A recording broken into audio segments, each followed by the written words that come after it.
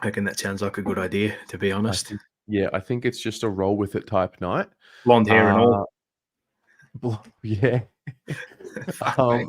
Hello, everybody. Hello. Welcome to the first Blue Abroad show Ooh. for 2024. It's Oh, Monday. mate, yeah. Oh, yes. Mate, it's Monday, the 8th of January, 2024. This is us. We are back for another year. We are back. We are back with a bang, back with a vengeance. Christian is in the chat. Hello, Christian. Hello, Marcus. Hello, SARS. Hello, Carlton Flaggers. Hello, James. Hello, Sean. Hello to everybody. Got Aaron in there. It's good. People were waiting. Move. You guys waiting for 24 to start or what? Mate, we're here now. That's it. Let's go. Yeah. Let's bring it on. Yes. Boom. We have gotten through 2 of the 3 most important weeks. Actually, no, 3. They're done. The 3 weeks. The break. Yeah. It's done. Yeah. The Adelaides, the lads are back, mate. They're back. The 2K time trial. There were no secrets this time, so I didn't get down there this time. The club were prompt with the news that came out today, which was nice. So Matty Cottrell just doing his thing again.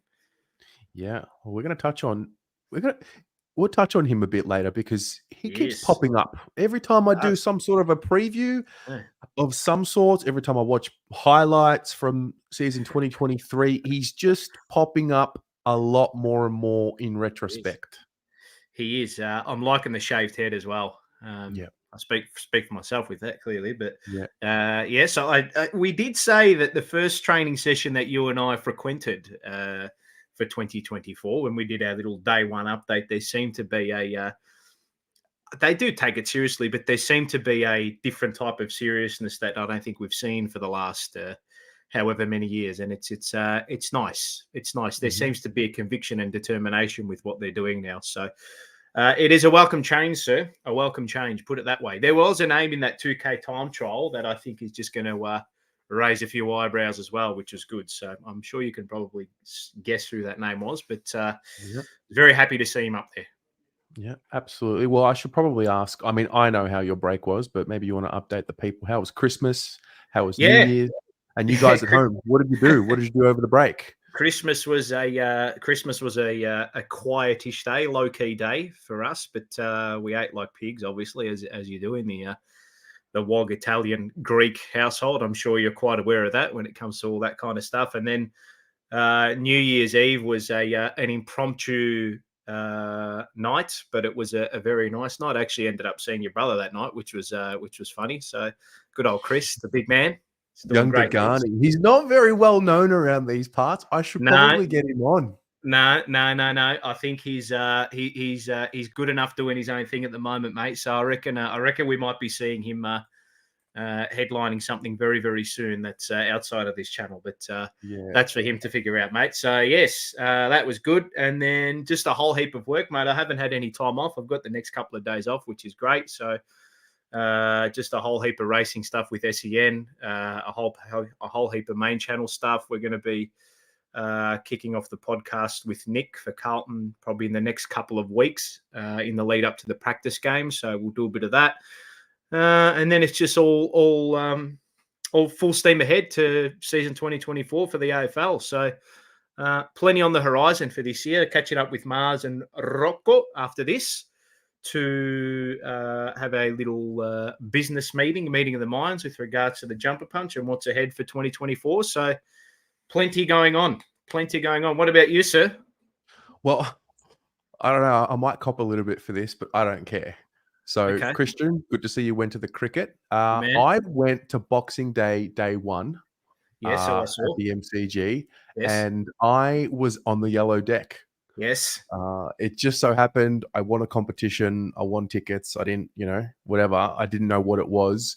And I basically entered my details. 48 hours later, got told that I had tickets to this yellow deck. And then afterwards, I got a few DMs saying I'd sold out.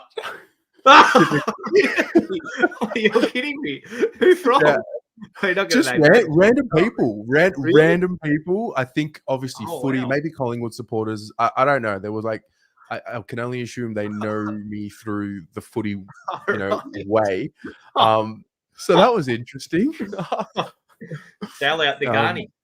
Yeah, I wouldn't. I don't think I would have gone to the cricket if it wasn't for the deck. So maybe they're right.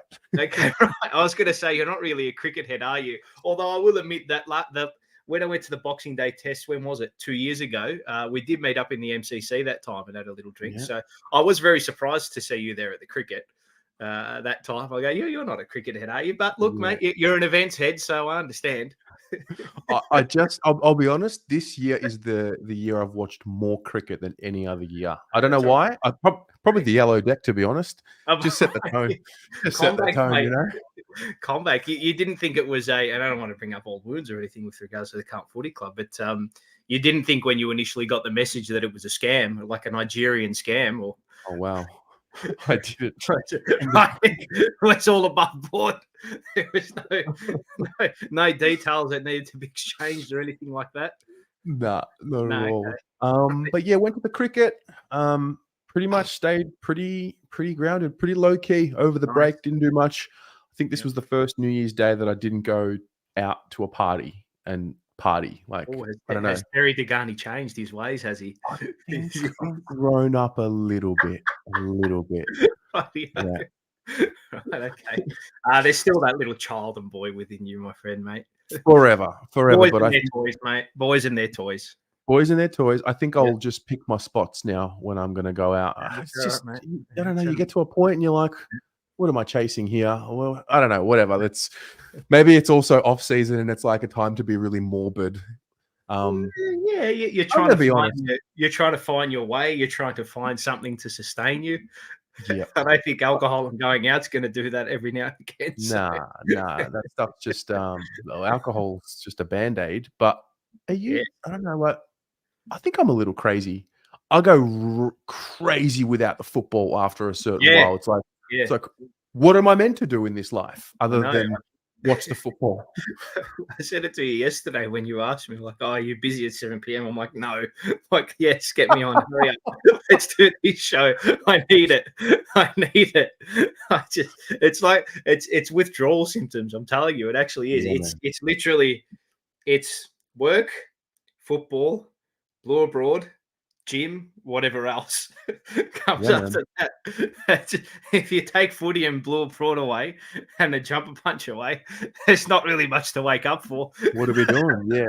No, I think definitely there's cycles to it. I think maybe 1 or 2 months removed from the season, it's like, okay, we need it. We're going a little insane. It's a bit too much.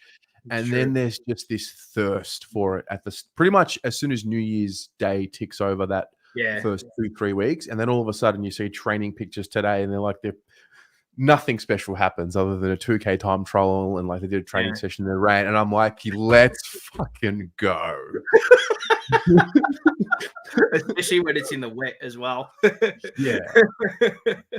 It's funny. Everyone says, oh, who cares about the 2K? But it's the one thing that people talk about at this time of year. So, people say it's not important, but it is an important facet. You want to see who's come back in good nick, who's improved their aerobic capacity, who's improved their strength, it's a little guide as to who's going to be able to get from contest to contest. And it's no shock that the names up there today are the names that have been there for the last couple of seasons with a bit of a surprise, I think, too. So it's just nice to have it back. It's creeping up on us, mate. We're already a week past the first week of 2024 is done. It's done. Correct. It's over.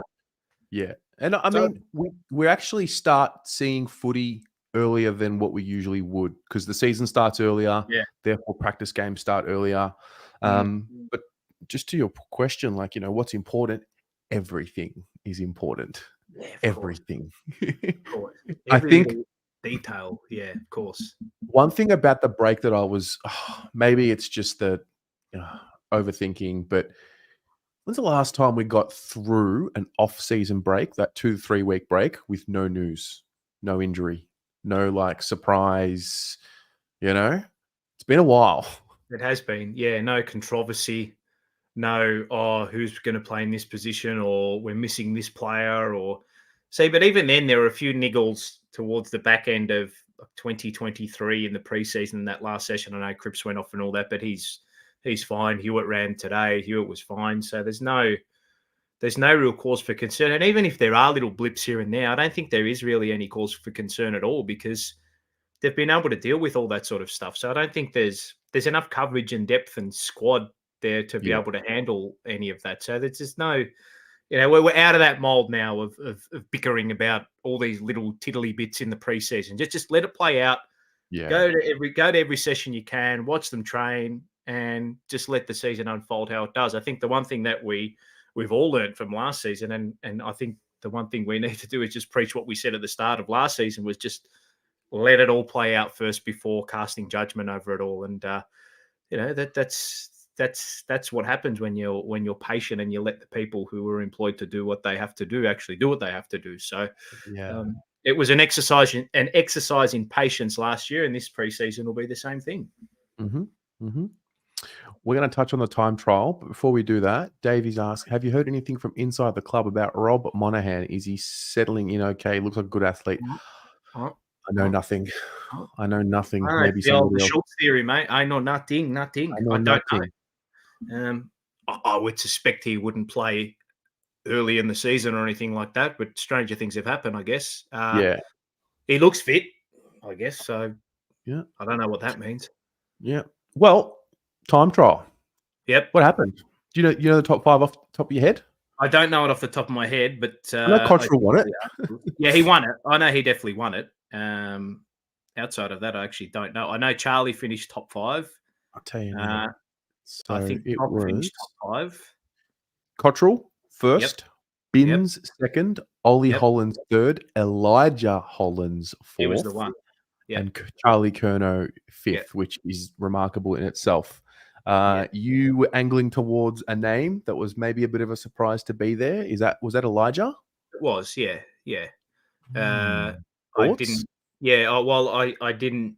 Not that I didn't expect him to be up there or anything like that. I didn't really have an expectation on that kind of stuff, but it's just nice that he has come in, and we know what happened when he came in, the whole scenario off the field. We get that, but Cripper said in his press conference that all you can do is earn the respect of the new blokes that you're around. And I reckon him being up in lights in that 2K time trial, when it goes up on the whiteboard, I reckon people will be looking at his name thinking, well done, son. Yeah, do you know what it is? It's like, It's not anything too crazy to get read too far into, but it's also like, that's a nice start to 24. It's a standard, isn't it? Yeah. It's a standard. Well, that's right. That's exactly right. Can he hold the standard? That's the question. And that's the question for all of them. Can you be consistent with your high standards throughout all of 2024? And if you can, who knows what is possible? Premierships are possible and top 4 is possible. So he is just another layer that will add into that half forward midfield operation that I think needs a little bit of bolstering, and I think he will add to it. So, we had a good chat about him in the player preview about what he could potentially provide this list and what he could potentially provide this football club. And it's finishing ability, it's getting from contest to contest, and he and his brother have obviously got that aerobic capacity down pat. There's absolutely no doubt about that. So I would suggest that, not reading too far into it, but that 2K time trial number would suggest that he's going to be in it when the whips are cracking in the fourth quarter. So that's what we want to see. Mm-hmm. Cottrell's the one that's the perfect example of okay, that you've made it to the top. Can you hold it? When's the last time he didn't win the 2K time trial? Probably the year before, I'd say. I don't know who won it the year before last year, though. He hit from 2022 into 2023. He won it having put on 6 or 7 kilos. Yeah. That was the one I was there for. And this year he's won it. Prior to that, I can't remember who had nabbed it. It might have been kept hush-hush. But, it's not nice to see. I mean, that's what you want from your wingers. That's a skill set. Aerobic capacity is a skill set. Yeah. And he's got it down pat. So, again, it's that Ollie Hollands has got it. Blake Acres has got it. Jackson Binns has got it. Cottrell's got it. All those blokes who need to be running up and back and up and back and up and back and getting from contest to contest to contest have all got that down pat. So it's a start. It's definitely a start. I'm interested to see how Binnsy goes this season. I know everyone was a big rap for him last year with what he did in the reserves, but he wasn't needed. And that's the beauty about where we were. It's funny how we were. And remember how we kept saying, oh, the wing position, geez, it's such a weak area. And then in the blink of an eye, we've got a bloke in the reserves who's getting 30 a week and doing really, really well, and he can't get a sniff in at the wing position. So it has become. I would say the wing position is probably one of the strongest areas on the ground for us, and it all changed in one preseason. Running power. Yeah, it's huge, man. It's massive. It's massive. The more contest you get to, the more influence you have on a game, so forth and so on. Walsh might have been the one. Genevieve, you're right. He would probably have been up there. Could have been. Yeah. Well, did you see? I actually just saw, and I know it came out December 10, but apparently he had a bit of a sore back towards the back end of last season. And the hamstring, apparently the hamstring injury was actually a bit of a blessing in disguise. So I don't know what that means for heading into 2024, but when you have serious back surgery like he did, I guess there is a certain amount of load management that you have to go through, and they all need to go through load management. That's not even an argument, but I'm intrigued to see how that develops heading into the season. Hopefully, it's not a problem. Yeah, I mean, they haven't said much about his program being modified. I can't help but assume that it would be, though. Yeah, because I mean, back surgeries, like, it's a very serious. It is. No, it is. Very serious thing that had happened to him last year. Yeah. I think it might even be, and this is not me. I'm not saying I don't know anything, or I'm not espousing rumors or anything like that. But it may be something that he just needs to manage throughout his career. I don't know. It could be one of those things. Yeah. I did a video, I think it was a week ago now, with I did my questions leading into the year as we ticked over. Yes. And I wanted to put a call out to you and to those of you watching at home. Yep. What are some questions you have about the club as a whole going into this year that we will reflect on at the end of the year and we'll have the answers to?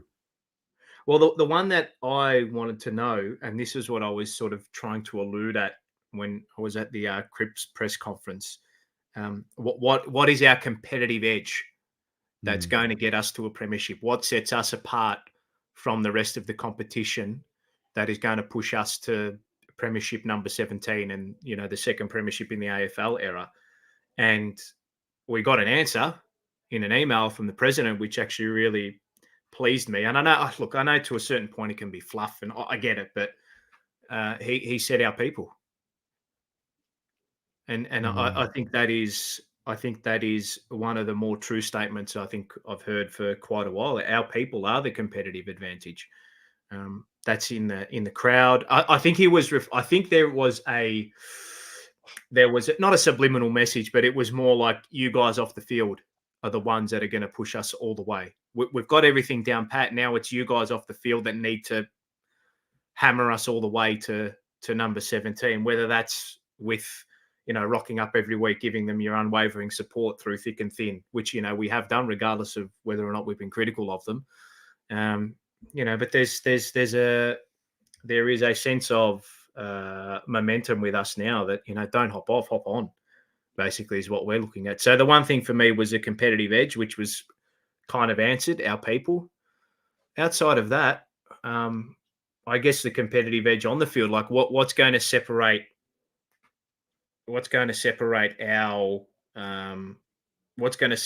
our team compared to others on the field? What's our edge on the field? So, that has to be developed over years, and it has to be developed over pre-seasons and weeks. I don't know how they're going to do it. We're not tactically involved in all of that. We only see what happens after the game. Yeah. We only know what happens tactically after the game and how they try to separate it. So, and it was from the start, Voss said and came in, he goes, look, if you're not going to win the ball at the contest and at the source, well, you may as well not rock up. So I guess that's the big thing for us too. So outside of that, what does it look like off field from a board perspective too, with Luke Sayers' tenure coming to an end? How does the club navigate through that? That's going to be very interesting, because there's one of two. I mean, there's one of two ways that this goes. Correct me if I'm wrong. He either steps down at the end, as per his term in the Constitution, and that's the end.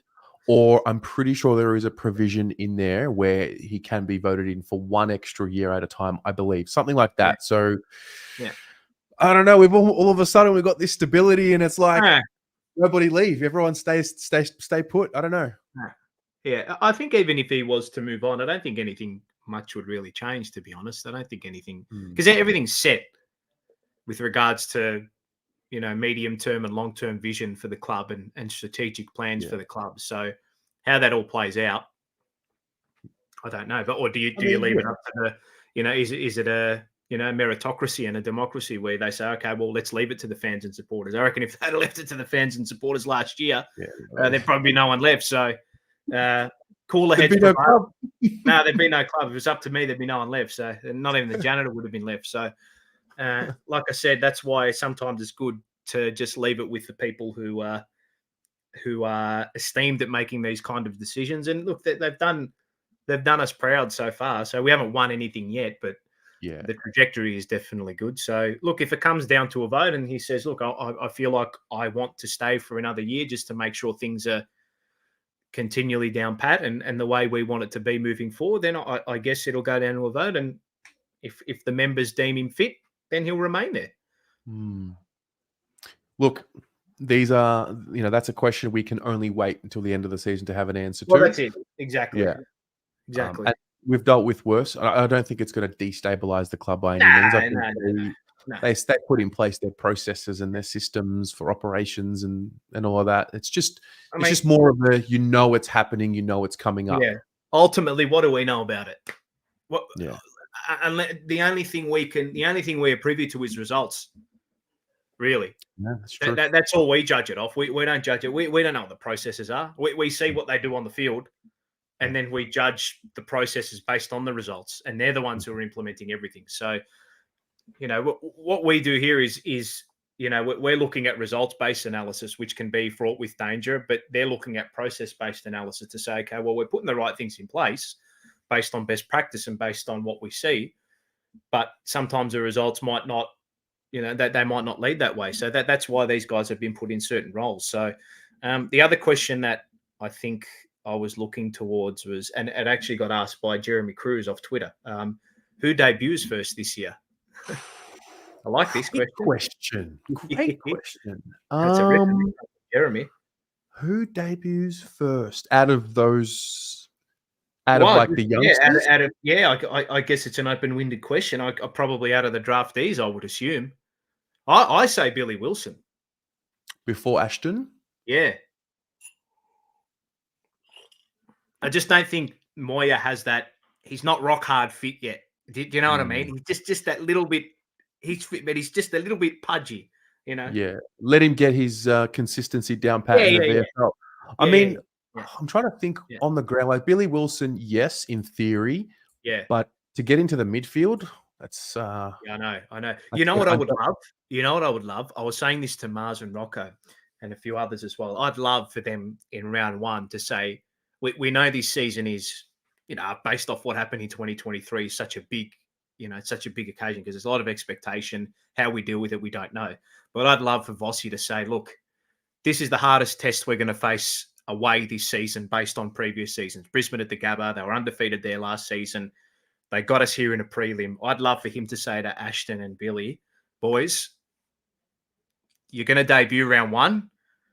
This is the standard you need to get to. They're going to show you the standard that you need to get to. Our boys are going to show you what you need to get to, and the opposition that you're going to face is going to show you what you need to get to. I don't believe in this whole free hit scenario or anything like that, but I think it would be a great occasion for them to travel. First game, head up there, spotlight's on you.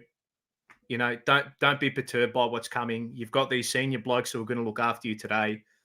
Come for the trip, pack your bags, and debut up at the Gabba. And there's no pressure on you, lads. You just go out there and play football. I'd love for that to happen. I don't think it will. But I'd like for that to happen. It's a nice little carrot to dangle out the front. I mean, you've got to earn it, though. You have to earn it, obviously. Of course. So these are the players. I mean, we'll take out Elijah Hollins and Orazio Fantasia. They've played AFL. Yes. These are the guys who are on the list that are yet to play a senior game. So you've got Monahan and Duffy. I don't know if we even consider them for the moment, but whatever. Yep, Duffy's injured. yep. Hudson O'Keefe, also an interesting little name. Just like the way he goes, he's just got a nice little thing about him there. Matty Carroll. Yes. Do you think he would debut this year? Think he's a chance? I don't want to say no because he's a young kid and you just don't know. Anything can happen. Yeah. But he's a baby, mate. Like he's just nothing of him. Got time. There's nothing of him, mate. Dom Aquay. It's an interesting year coming up for Dom. Touch and go, isn't it? It's and I believe, I haven't confirmed this, but I believe he's out of contract at the end of the year. Yeah, he will be. He definitely. So it's kind of like he doesn't necessarily, in my view, need to play X amount of games in the AFL, but I think he needs to take a big leap in the VFL and be a bit more consistent in the VFL. He's been in the system a few years now in our group, so it's an important year for Dom. It is. It's huge, and there is a chance for him to come in as that intercept player because, and touch wood, McGovern and Marchbank, we know based on history they are not reliable. That's just a given, right? Whether or not they become reliable in 2024, who knows? McGovern was in 2023. Marchbank was to the back end of 2023. Whether or not they can keep that going, I don't know. History suggests no. So there will be and likely be an opportunity for Dom based on history that he could have to come in. He might have to come into the team. I don't know. He's got to be ready for that. He's had a nice base to get ready for it. He's had 2 seasons in the system at VFL level, learning the way, learning his craft, understanding what our plan is down in the back line and how to unfold moving up further afield as well. So a guy like him, Harry Lemmy, who's got a monstrous kick on him. We'll get to him. Yeah. So there are opportunities for everybody. Yeah. Mike. Got you, Mike. Singapore on the way home from Sri Lanka. Good man. Love it. Lemmy. So Lemmy hasn't played.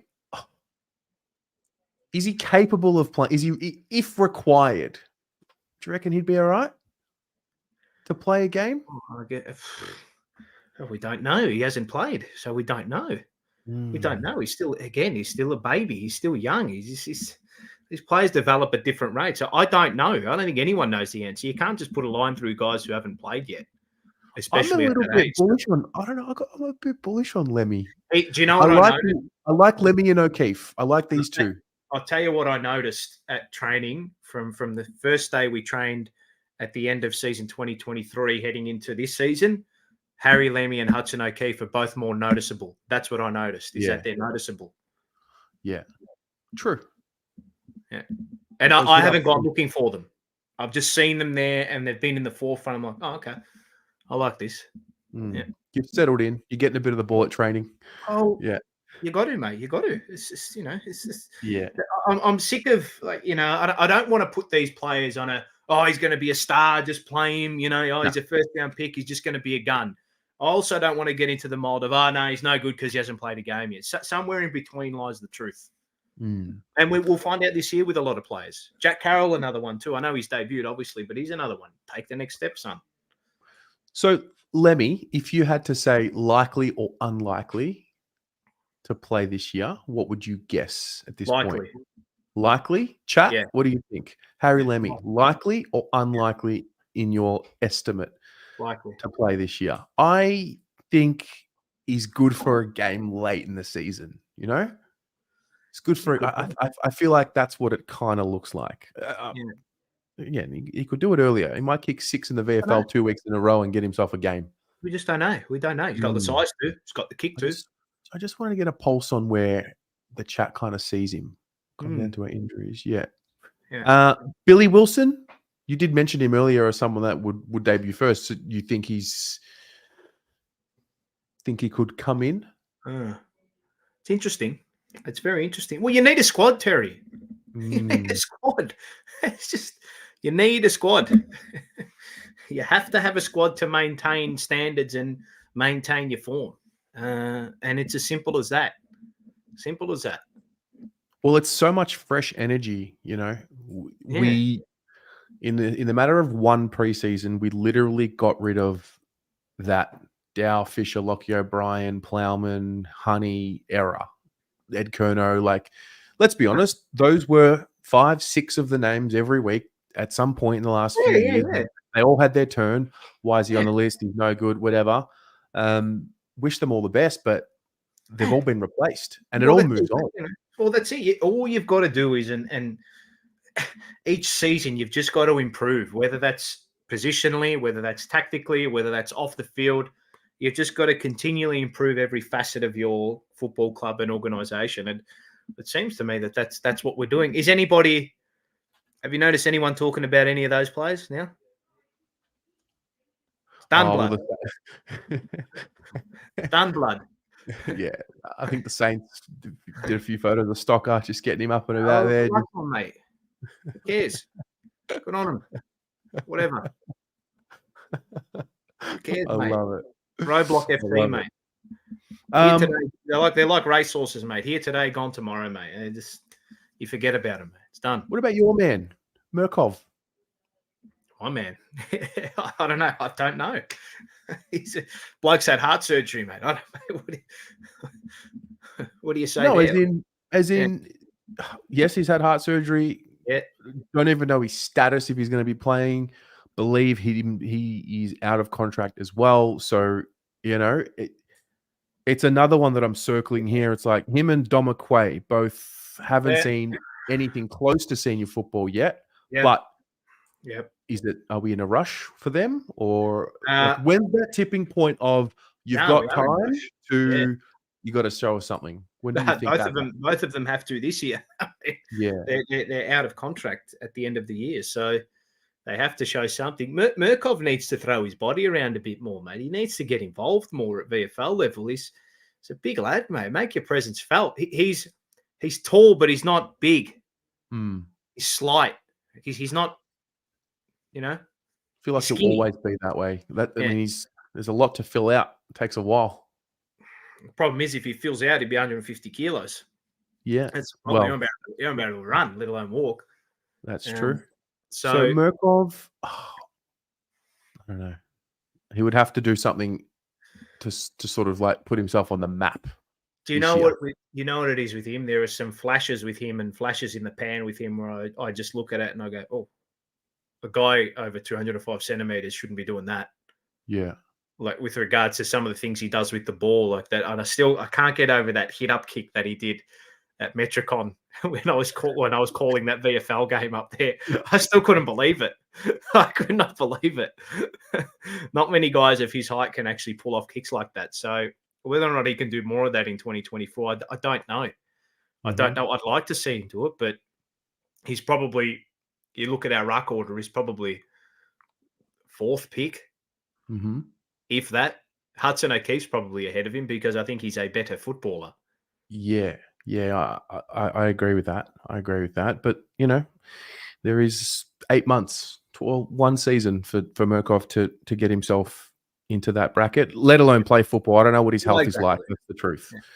Yeah. The other two, Binns and Moya. So Binns, very popular name. Very popular name. Done the, what do you call it? The apprenticeship? Like the ultimate apprenticeship. Did the year in the VFL, worked on all the craft, all the little bits and pieces. And, he will. He's one that I'm pretty confident will play at some point this year in this list. I like his energy. He just seems a good character. And I know that might be a little bit cheesy and corny, but I like the energy I get from him when I see him at training. He's always involved too. Yeah. He's always involved. So I think he will play this year. I think he'll be I think he'll be an important part of the squad. Yep. Yeah. I'm not saying he's going to play 20 games or anything like that, but I think all these players, they're all going to be an important part of the squad and rotations. Mm-hmm. And then there's Ashton Moya, who has got some tricks. Yep. He will do what he will do. Yep. Whenever he gets his debut, he will. But I guess the purpose of going through that list was of those names. I mean, in my mind, I don't know what you think. Binns is probably the only one where I look at these names and I'm like, you will make the team better for sure. You might play more. Moya's probably a close second. The others, I'm like, in theory, you could play it. Might we try it? You earn a game late in the season, but those are the only two where I kind of have a bit of confidence going into it. Moya is out of all those players we just mentioned there. Yeah. So of all the youngsters around his age, so say from 19 to about 21, you got Elijah Holland, you got Ollie Hollands, you got Jack Carroll, you got all those guys that age on our list who have been there for a season already or 2 seasons. I think Moya, out of all of them, he's the one with if I had to say who's the best player ball in hand and who's got the most amount of tricks, as you said, I think he's the one. He's the one that's going to be doing the candy, kicking goals from the boundary, doing miraculous things. You know, he reminds me of, and I think Ari put out this funny tweet the other day of guys who will kick 4 goals in a quarter one week, win you the game, and then the next week they have 4 touches and they're a ghost. He gives me that type of vibe and ilk. Mm-hmm. And you need those players in your team. You need those players. Agreed. He's got a bit. I think I'm with you here, Sean. He kind of does remind me a bit of Jack Martin. He kind of moves a bit like, from what I saw at training and the little bits. I don't know if this is too outlandish, but I saw some Jamara. Jamara. Oh, okay. Some Jamara with his length and the way he puts his arms out. I don't know. There was just a little bit. I know it's there. It's clearly there. It's just about how ready you're going to be a professional in his first season. And I don't know, history tells me not to put too much pressure on the first year players. So I try not to. That's a fair point. That's definitely a fair point. There is going to be some sort of pressure that they'll put themselves under and that they have to put themselves under to actually become better. But if he's a quarter as good as Ugle-Hagan, I think we might have a handy for mate. Ugle-Hagan's a freak. He's just mate, the way he attacks the ball. I know this is a Bull Broad show, but by golly, God, he's a good player. Yeah, he's a very good player. He's going to be a problem for us. He's going to be a very big problem. So that's the debut bracket. This is the next kind of bracket of experience, and I'll throw a few names out. So Corey Durden, Motlop, Kemp, Owies. These are guys that have played between 25 and 50 games. I mean, Owies is on 49. So between 23 Kemp and 49 Owies. That's the next bracket there. The reason why I'm going through it this way is, I mean, I think we can all agree that, 25-year-olds onwards, we're all right. We're in a nice spot with the list. It's just about who's going to pop up from these, inexperienced layers of the list. So we just mentioned the potential debutants. Now we'll talk a little bit about this group. So Owies, Kemp, Motlop, Durden. You can even throw maybe even a Ollie Hollands in there as well, and Elijah. Which of those names do you? I mean, Kemp's probably locked himself in the side to start. Is he there? Is he proven it yet? On the periphery, I'd say. On the periphery, he's worked his way up. Definitely. It was an important part of what we did in the back end of last season, and he was part of the team that went on a run. And now it's up to him to go to that next step, to actually lock himself into the team. Availability is your best friend. And I want to mention Corey Durden with regards to that. He wasn't fit last season. Yeah, what can he prove? If you're not fit, what are you going to do? Yeah. Say it all the time. Availability is your best ability. Simple as that. Yeah. Well, Corey also played the first half of the season, then GWS, and that was it. That was his season. Hey, he looked all right in patches, mate. Yeah. He looked all right in patches, mate. He's still, I don't know, mate. It's not an excuse. He's still young. He's still inexperienced. Yeah. He's got to have a full season. We don't know, mate. We don't know. We do not know yet. So, look, one thing you can't underestimate with him is his tenacity and his attitude. He ticks, that's the first thing you need to tick as a footballer. And he's got that down pat. So that's not an issue. Now it's just about what can you add to your armory that you can set yourself apart from Owies or Motlop or whoever else. Is it your strength in tackling, which is something that we need to make sure that we're strong at in our front half? Is it your eye for goal from set shots? We know he's a nice set shot when he gets it going. So he just needs to keep his body right. That's as simple as that. There's no other thing for him. Stay fit, and your opportunity will come. I mean, I'm I'm thinking he's the one that's gonna, when he gets his body right. Hey, you've been big on him. Inshallah, he gets healthy this year. Yeah, at the right time of the year. I think he will remind. He's had these. It's been a bit of a roller coaster when he's in the side. When he's not talked about a lot, he does things in games, and you're like, wow, he's the future. I mean, this time last year, we're talking about always he's out of the side. It's going to be Motlop and Durden hand the keys over. They're the small forwards moving forward, and then it's funny. 12 months later, conversation's really different. No one's discounting always like they were. Fantasia's in the fold. Moya's in the fold. Motlop's there. All of a sudden, it's like you probably can only. I mean, I'm getting a feel of the sense that you can only play 2, 3. How many of them can you play? You'd say absolute max 3, right? At max 3, you'd think. But then you look at Collingwood, mate. The only tall they had was what's his name, Mychek. True. You have to, right now. This is where you have to be, especially, well, maybe not especially forward of centre, but I think just as the year goes on, and you have to be unpredictable to a point. Yep. Yeah, predictability is your best friend to a certain point, but so is unpredictability too. There are going to be days and matches where we look at a team and say, okay, you've got pretty good tall defenders, but your weakness is on the ground, and you're no good if the ball hits the deck. Let's play 3 small forwards today and become unpredictable. Let's keep the ball low. Let's not go high and long. True. Let's handball more. That's up to coaches. Tactics. Got to stay unpredictable. Yeah. No, I'm with you there. Yeah. Motlop in this group, I held back. I reserved my expectations in year 2. Yep. Mate, he's ready. Nah, he's a gun, mate. Yeah, he's got it. He's ready. Yeah, he's got it. He's got it. This is what I'm trying to. Yeah. This is what I'm trying to. This is what I'm trying to like gather a sense of. Like, who are the guys that were like maybe on the fringe, a little bit of a question mark, and then now it's like, no, they're in. We need them. Yeah. He's I would say out of all of them, he is the most talented of the lot. And now it's how you harness that with your work rate, with your intelligence off the ball. How that all works, I don't know. So it's on him now. It's all up to him. So I really like him. I think he's got freakish talent, and he's got good work rate, and he's strong too. He doesn't seem out of his depth,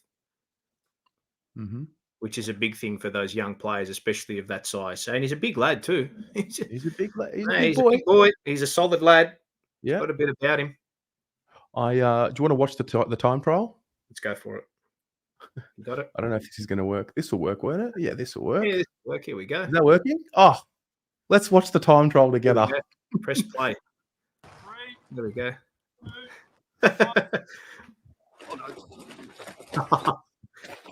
Not a heavy 90, huh? Look at this. Benzie, Cottrell, Ollie, Charlie, Elijah. Oh, Cottrell, mate. Shit it in. Yeah.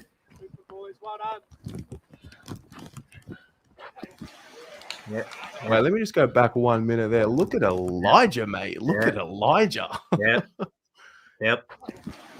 Mario and Luigi. Yeah. Kennedy, another one who's getting involved, mate. He's not been spoken about. We'll definitely get to him. Yep. We've got him here on the list. Yep. Yeah. Benzie. What shocking conditions for footage. It's great though for round 1. It's great though for your first day back from a Christmas break. It's like, all right, you've had your time off, you've been inside, you've been on the couch. Now you go. Here you go. Waterlogged balls. 2K time trial. Fuck off. Gross. Interesting. I just want to see who's not here. Let's have a look again. Chera's there. They all seem to be there. Williams, is that Murkov? I think that's Lewis Young. I think that might have been Lewis Young. Jack Carroll. Oof. Yeah. Bit of size. Look at this, mate. This is dissection at its finest. Right depth, mate. There we go. Yeah. Boydie's at the back there. Wilson there. Oh, Lewis Young. Yeah, it was Lewis Young. Yeah. No. Gearing up, mate. The analysis Lewis has Young. already begun. Yes, No it has. Sard, apparently. There you go. Aiden Sear, no Sard. No Sard, no Acres. Well, He Zach Williams was just got married. Adam. There you go. There you go. Adam Sard did do light duties in the last session that we went to. I remember seeing him run along the boundary in that pre-Christmas session. Yes. Do you remember that? Yeah, he was just chilling. Yeah. Okay. So yeah, he was just. Yeah, I mean, they'll do some sort of injury report next week. I would have thought. I wouldn't have thought there's anything to worry about. He wasn't on crutches. He wasn't on anything. Hewitt didn't have the hand cast on either. Yep. I think the other thing as well we didn't touch on I think at the back end of the year, we went through the injury list. I forgot to mention Akers had surgery. Yeah. He did have surgery on the shoulder. Who was that? Akers? Akers, yeah. So Doc had the surgery on the toe. And I'm pretty sure Akers did like a cleanup to the shoulder. Sure, I don't know if he had surgery, Akers.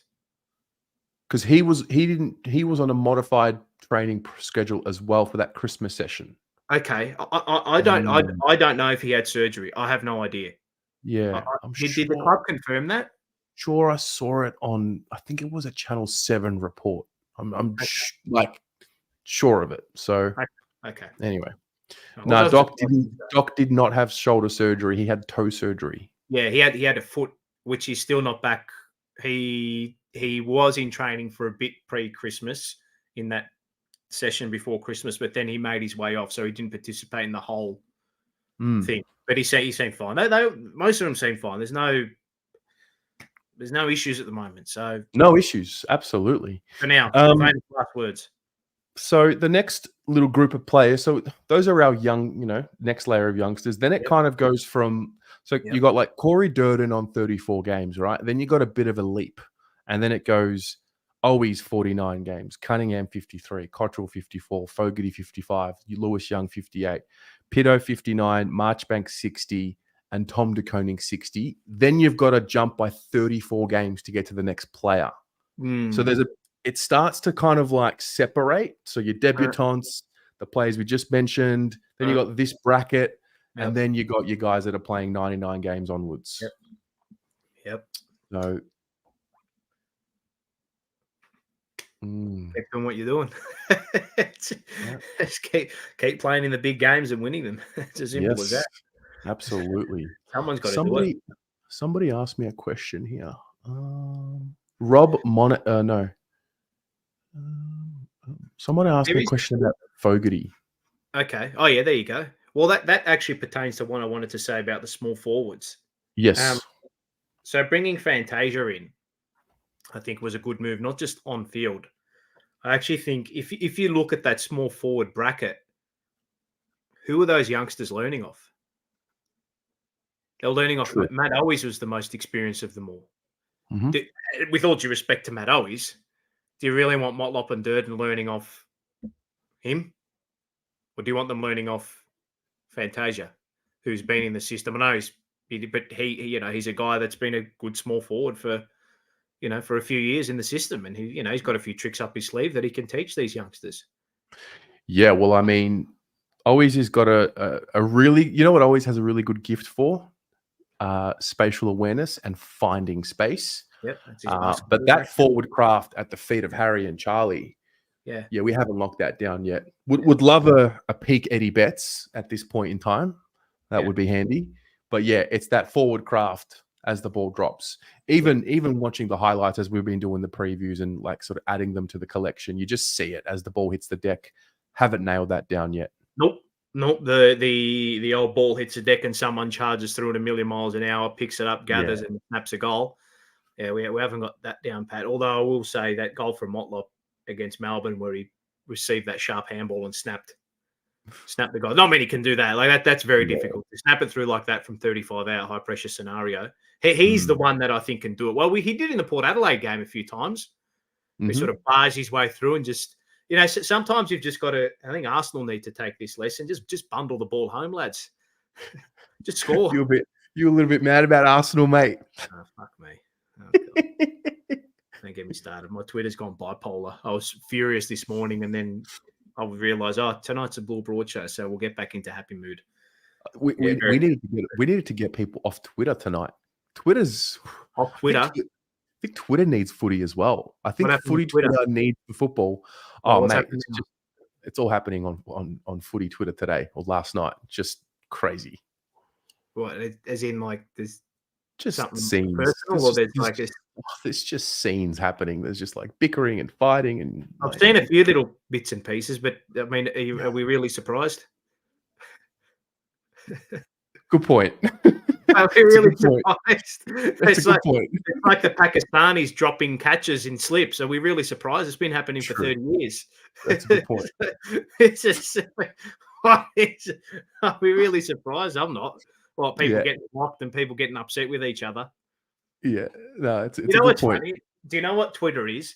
And a few months ago, I saw this. You know, when you get like there's a fence and there's two dogs. So there's one dog on one side of the fence and one dog on the other side of the fence, and they're going berserk at each other. And then one dog goes to the other side of the fence and they both meet up with each other and they don't say anything. Correct. Correct. It's where for whatever reason, the minority in the real world becomes the majority on the online world, because the majority in the real world don't need to This is like anything, right? This is like anything. If you use things for the right reasons, then you will be rewarded, right? Yeah. If you use things for the wrong reasons and you continue to fuel that behavior and fuel it and fuel it and fuel it, well, eventually it's going to explode, isn't it? Yeah, that's right. So 100%. If it's getting too much, go back, look at what you're doing, right? Take accountability. What did I do to get into this scenario? Okay, don't do it again. It's really not that hard. It's that you know what? Should be gifting mirrors to people. Mate, I've got a big fat mirror that I look at every time I wake up. Sometimes it looks pretty. Sometimes I do it every morning. I look at it. I'm like, "What are you doing?" Yeah, hey, but you have to. You have to. We all make mistakes, obviously, but as long as we're not getting personal. But it's just this is the way of the world, mate. It's Twitter. It can be your best friend. It can be your worst enemy. Yeah. Do you see much difference this year? I mean, the online space. You talked about competitive advantage. Yes. My view on competitive advantage for Carlton is the fan content ecosystem. I think that is genuinely something that no other club has in terms of the volume of content being created by the number of people. Agree. So how do you see this dynamic playing out? Because you kind of blink and it's been 5 years, 6 years. Like, what the hell? Every week, 5 years we've done this, Yeah. It's very interesting. It's an ever evolving space, and the next bit of evolution you can try to predict and try to have a grasp on and try to have your finger on the pulse, but you just never know what the next evolution of it's going to be. Having said that, I do think that there are pros and cons with everything. But look, for me, all I can say is my motivation with what I do. Everything I try to do is to make the club that I follow better. And we all make mistakes. You fly off the handle and you say things that you probably regret, and you maybe go over the top. Everyone does to a certain point, right? The footballers do, the coaches do, the admin staff do. It happens, right? It's life. As long as your motivation is to get the football club in a better space and want the football club to be better, and you're pushing them towards the next premiership, well, that's understandable, and then you're going to get content creators and people in the online community who are just there for clicks, and that's fair enough. You can be there for clicks if you want, but I know in my heart, in my conscience, the clicks are one thing, whatever. It's a byproduct of you. For me, I don't look to that. I just look at the current football club. I want them to be better. I want them to win their premierships. I want them to be a better football club, and that's. You pay a membership, you create all this content, and ultimately, at the end of the day, the sole goal for me is to make the Carlton Footy Club better. And if we can entertain a few people doing that, and we can make close friendships and close relationships and create a tight-knit community around all that, well, that's even better. And I think that will only add to the football club becoming better. Yeah. I mean, without this YouTube channel, I would still be watching as much footy, Carlton footy, as what I do. I would still be talking about it probably as much as I do. It just wouldn't be live. Yeah. Well, that's exactly right. That's exactly right. I do think, right, that there is a new sense of accountability for football clubs because fans are now so much more influential because of this digital space. And whether or not that's for the betterment of the club or to the detriment of the club, I know I've always been of the opinion, if you can't handle the voice of the fans and the will and the demands of the fans, well, what are you doing there? Yeah. The coaches are going to ask more of you, not us. It's true. I've always, this is my thing. If we had not have exploded in the middle point of that year, right, after that Essendon game, if the fans had not have erupted like we did on here, right, personally, I think we just would have stagnated out and the year would have been horrendous. It's the first time it ever got put up in lights. First time ever.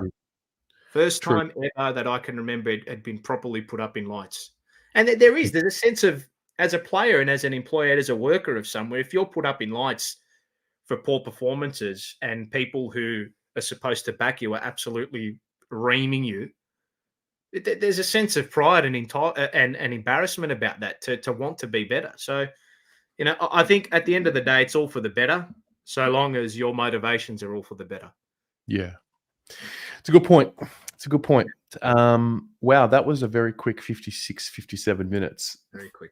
That's ridiculous. At 8 p.m., the Sam Docherty preview will come out. Oh, nice. You got any words to say about Sam Docherty? Anything?